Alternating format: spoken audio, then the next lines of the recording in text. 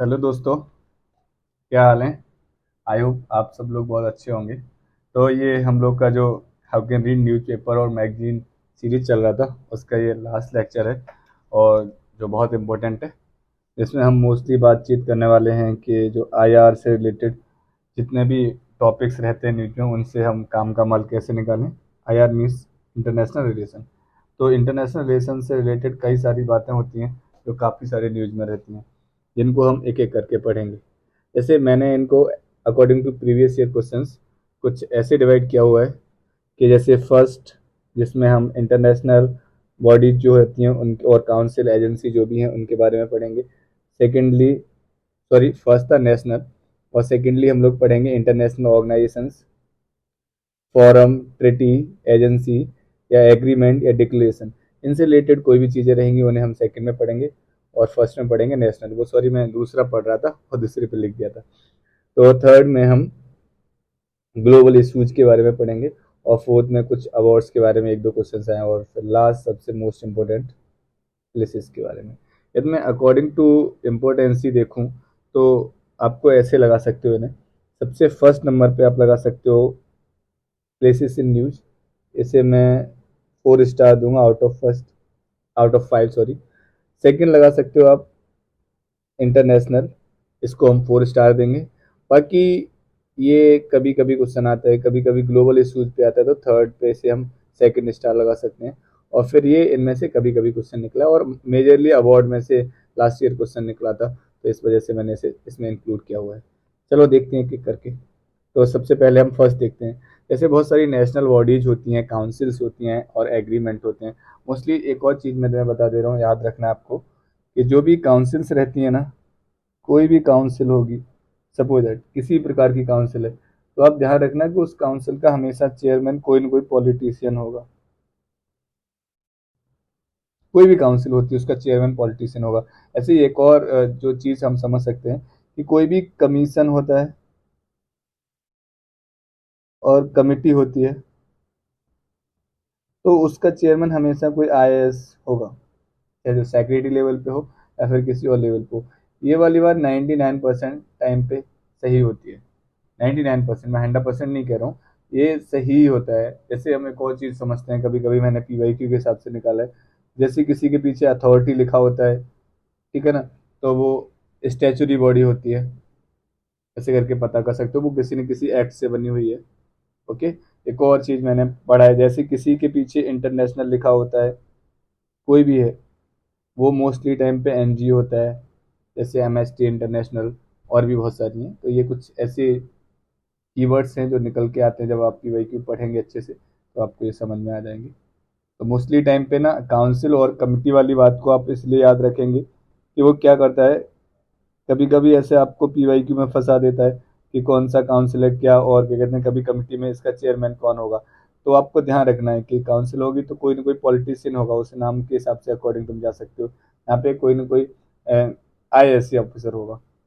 चलो हम काम पे आते हैं। तो आपको पता करना है कि जो नेशनल बॉडीज हैं, काउंसिल एजेंसी हैं, तो इनमें क्या क्या पढ़ना है हमें, वो ध्यान रखना है।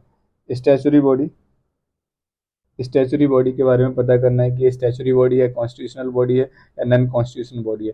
मेनली आप ये पॉलिटी में भी क्वेश्चन सॉल्व कर सकते हो कि आपको जो भी आपकी बॉडीज रहती हैं इनमें किस प्रकार की है। कॉन्स्टिट्यूशनल है मतलब संविधान में कहीं मेंशन है किसी आर्टिकल में, या नॉन कॉन्स्टिट्यूशनल है, या स्टैचुरी है। स्टैचुरी वो बॉडी होती है जो हमारे किसी एक्ट के थ्रू बनी होती हैं। ओके। नॉन कॉन्स्टिट्यूशनल ऐसी भी हो सकती हैं जो स्टैचुरी हो, या फिर किसी डायरेक्ट कोई रेजोल्यूशन पास करके बना दी गई हो, एज लाइक नीति आयोग। ठीक है ना। तो नीति आयोग कोई स्टैचुरी बॉडी नहीं है, क्योंकि ये ऐसे ही रिक्रिएट की गई है रेजोल्यूशन से। तो आपको ये तीनों बातें याद करके रखनी है। सेकेंडली, आपको याद रखना है कोई भी बॉडी है वो कहाँ आती है, किस मिनिस्ट्री के अंडर आती है, उसका हेड क्वार्टर कहाँ है। लेकिन ये कोई इंपॉर्टेंट बात नहीं है, आप चाहो तो मिनिस्ट्री याद कर सकते हो। पर्पज याद करने की ज़रूरत है, थोड़ा बहुत जान लो कि ये किधर किधर क्या क्या मिशन चला रहा है, इतना आपको पता हो इनफ है। बाकी एग्जीक्यूटिव अथॉरिटी, चेयरमैन, मेंबर्स, तो वो मैंने चेयरमैन के लिए आपको थोड़ा एक ट्रिक बताया था। बाकी इन्हें हल्के से देख लो। मेरे हिसाब से ना मोस्टली टाइम नेशनल बॉडीज के ऊपर जो क्वेश्चंस आते हैं तो वो कभी सीबीआई के ऊपर आएगा या सीबीसी के ऊपर आएगा। ऐसी जो 3-4 स्टैचुरी बॉडी हैं जो न्यूज़ में रहती हैं, उन पे थोड़ा फोकस नहीं। वैसे सीबीआई मेंस में 2-3 बार पूछा गया है, तो ये बॉडी हैं, जैसे ह्यूमन राइट्स कमीशन है, ये मोस्टली बॉडी हैं, इनको आप अच्छे से पढ़ें और ये वाले जितने भी ये पॉइंट नीचे लिखे हुए हैं उनको फोकस में रखें।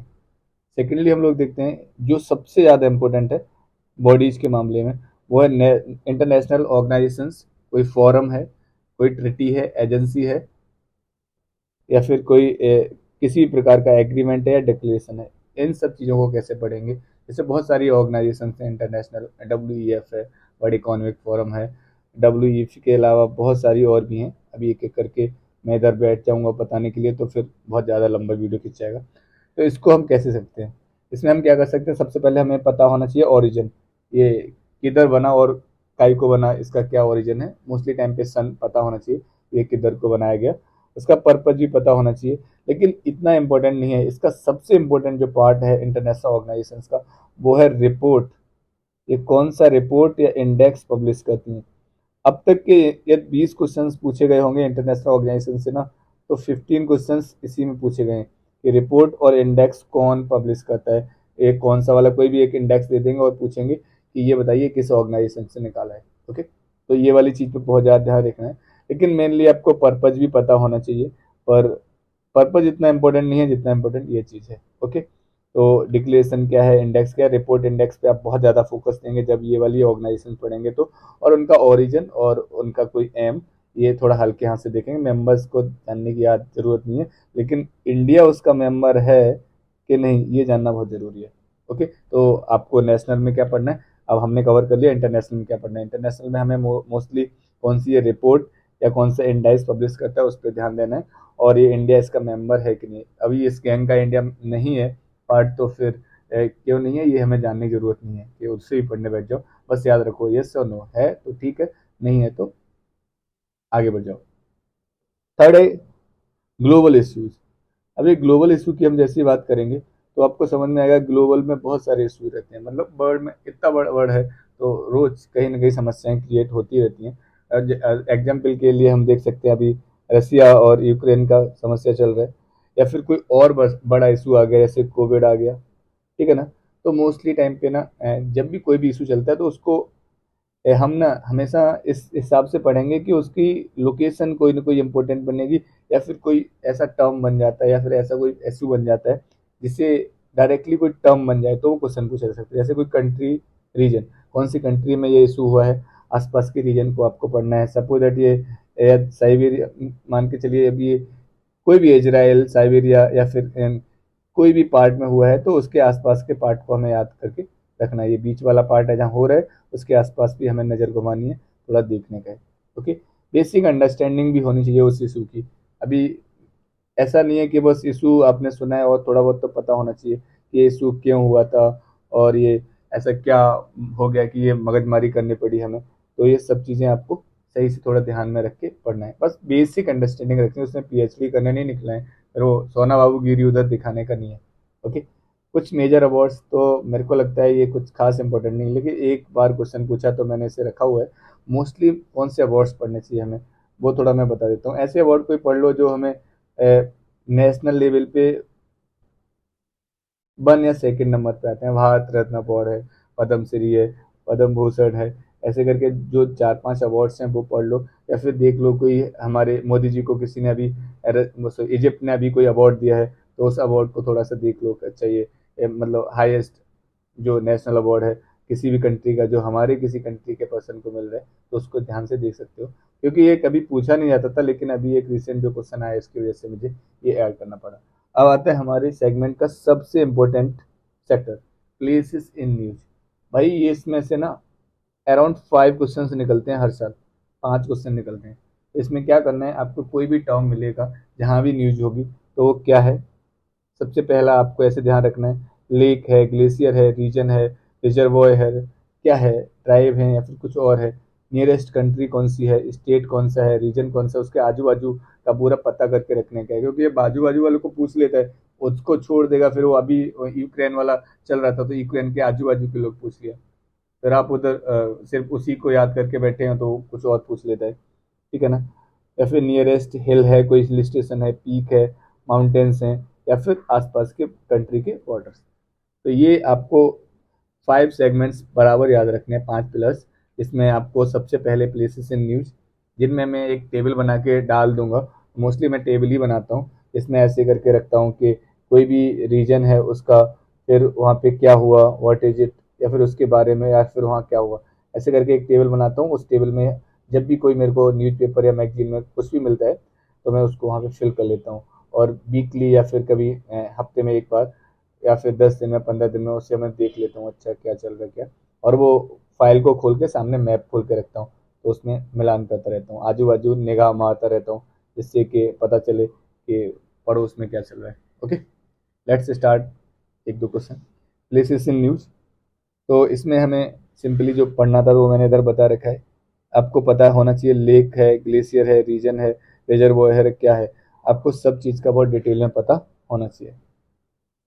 फिर पता होना चाहिए कौन सी हिल पे है, या पीक पे, माउंटेन्स पे है, न्यूज में काय को है, कौन सा दिक्कत आ रखा है, या फिर कोई और दिक्कत है उस सब के बारे में पता हो, बॉर्डर कंट्री पता हो, नियरेस्ट कंट्रीज पता हो, उसके बारे में। ऐसे क्वेश्चंस देखते हैं एक दो।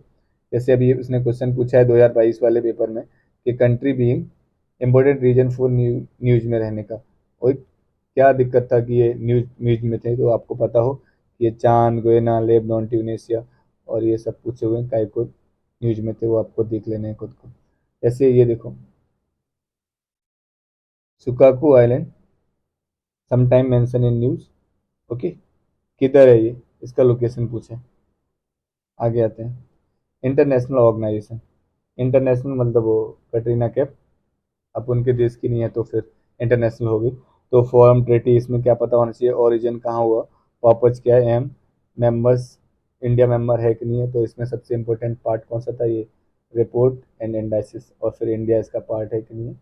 लीगलिटी, मैंडेटरी, कभी ये भी देख सकते हो कि ये लीगलिटी है कि नहीं है। तो मोस्टली आप ये याद रखो, कभी कभी समझ में आए तो ये भी कर लेना। हम इसको एक क्वेश्चन के थ्रू समझते हैं। एक रिपोर्ट है, अभी ये शायद लास्ट वीक ये न्यूज में था, India climbs 8 places to 127 in the global gender index. अब आपको यहाँ पे क्या करना है, जैसे ही आपने ये रिपोर्ट देखी इंडेक्स, तो हमको पता होना चाहिए सबसे पहले ये कौन पब्लिश करता है, WEF पब्लिश करता है। ओके, अब आपको पता हो कि इसका नंबर क्या है। तो मोस्टली टाइम पे ना हमें नंबर इसलिए याद होना चाहिए क्योंकि वो एक स्टेटमेंट बना देगा कि इंडिया की रैंक इंक्रीज हुई है या डिक्रीज हुई है, या फिर कौन सा नंबर था। थोड़ा हल्का फुल्का आइडिया होना चाहिए, लेकिन कौन सी संस्था इसे निकालती है, तो वो आपको बराबर पता होना चाहिए, जिसने भी इसे इजाद किया है।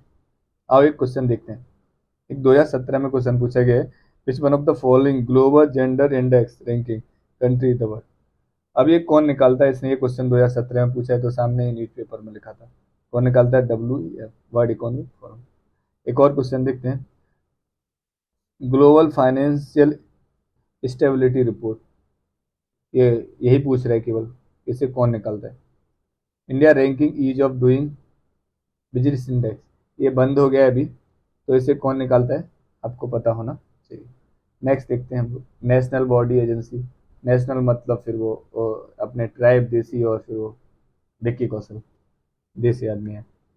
तो फिर मैंने बता रखा है स्टैचुरी है, कौन सी बॉडी है आपको पता होना चाहिए, मिनिस्ट्री किसके अंडर आती है, हेडक्वार्टर की जरूरत नहीं है, पर्पज आपको पता होना चाहिए। Executive authority, chairman, mostly chairman पे याद रखो, मेंबर्स को थोड़ा सा इतना, जैसे अभी पता होना चाहिए कि आपको नेशनल ह्यूमन राइट कमीशन में कितने मेंबर्स होते हैं, हल्का हल्का आइडिया होना चाहिए। वो आप पॉलिटी में भी कर सकते हैं। ग्लोबल इशू, आपका कोई भी इशू होता है उसको सही से ध्यान में रखें। अभी मैं बताया था आपको कि यूक्रेन या रसिया का इशू चल रहा है, तो आपको करना क्या है, उस इशू से ज़्यादा मतलब इशू को लेके वो क्वेश्चन तुम्हें पीटी में नहीं पूछेगा, वो मेंस में पूछ सकता है कि इंडिया का इंटरेस्ट में क्या फ़र्क पड़ रहा है। लेकिन आपको पीटी के हिसाब से क्या करना है, रसिया तो बहुत ऊपर है, उधर तो उसके आजू बाजू कोई इतना स्टेट नहीं है, लेकिन यूक्रेन के बारे में आपको स्टेट्स का नॉलेज होना चाहिए, जो कि अभी 2023 में क्वेश्चन पूछा था कि इसके आजू बाजू कौन कौन से पड़ोसी हैं, और फिर थोड़ी पड़ोसियों के बारे में नॉलेज होना भी अच्छी बात होती है। नेक्स्ट आते हैं अवार्ड्स के लिए। तो अवार्ड की बात करेंगे तो आपको पता हो क्यों दिया गया है ये, और किसको दिया गया है, या फिर थोड़ा बहुत अवार्ड के बारे में भी आप जानकारी ले सकते हो कि ये किस टाइप का अवार्ड है और क्यों दिया जाता है। तो मेनली एक क्वेश्चन था जो मैंने आपको बताया था कि भारत रत्न, पद्म अवार्ड, और उसके एसोसिएटेड और भी 2-3 अवार्ड मिलते हैं, उनके बारे में थोड़ा नॉलेज होनी चाहिए। और मोस्टली ऐसे अवार्ड के बारे में आप नॉलेज रखो कि जो कि इंटरनेशनल लेवल पे भी किसी इंडियन को मिले हैं, और वो उस स्टेट का, या मतलब स्टेट का यहाँ पे उस देश से है, उस देश का वो सबसे बड़ा अवार्ड होना चाहिए। तो अभी इजिप्ट ने एक अवार्ड दिया है हमारे प्राइम मिनिस्टर को, तो आप कमेंट में मेरे को बताओ वो कौन सा अवार्ड अवार्ड है, सॉरी। ओके, तो ये ख़त्म होता है, तब नेक्स्ट वीडियो में मिलते हैं, तब तक के लिए जय हिंद जय भारत।